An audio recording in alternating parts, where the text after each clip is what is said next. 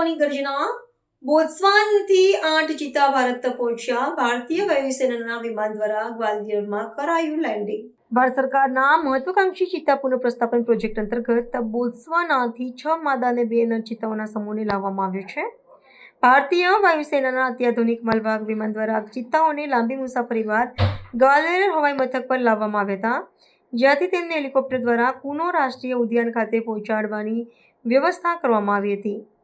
અષ્ટકલ સમૂહના આગમન સાથે ભારતમાં ચિત્તાઓની સંખ્યામાં નોંધપાત્ર વધારો થશે અને આફ્રિકા ખંડ સાથેના વન્યજીવ વિનિમય કાર્યક્રમને એક નવું બળ પ્રાપ્ત થશે.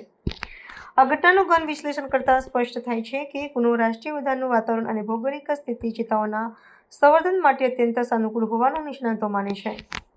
અગાઉ લાવવામાં આવેલા ચિત્તાઓના અનુભવો પરથી શીખીને વન વિભાગ દ્વારા આ વખતે સઘન દેખરેખ અને સુરક્ષા વ્યવસ્થા નહીં કરવામાં આવી છે.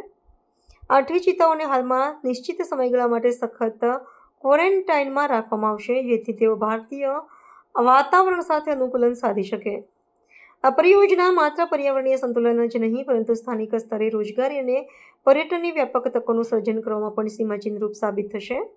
બોત્સવાનાથી આવેલા મહેમાનો કુનો રાષ્ટ્રીય ઉદ્યાનની શાન વધારશે અને લુપ્ત થઈ રહેલી આ પ્રજાતિના સંરક્ષણમાં ભારતની પ્રતિબદ્ધતાને વિશ્વ સમક્ષ ઉજાગર કરશે. વન્યજીવ પ્રેમીઓ અને પર્યાવરણવિદોએ આ સફળ સ્થળાંતરને એક મોટી જીત તરીકે જોઈ રહ્યા છે. આગામી દિવસોમાં ચિત્તાઓને તબક્કાવાર રીતે મોટા વાડામાં અને ત્યારબાદ ખુલ્લા જંગલમાં મુક્ત કરવામાં આવશે, જે ભારતના વન્યજીવ ઇતિહાસમાં એક સુવર્ણ પ્રકરણ ઉમેરશે.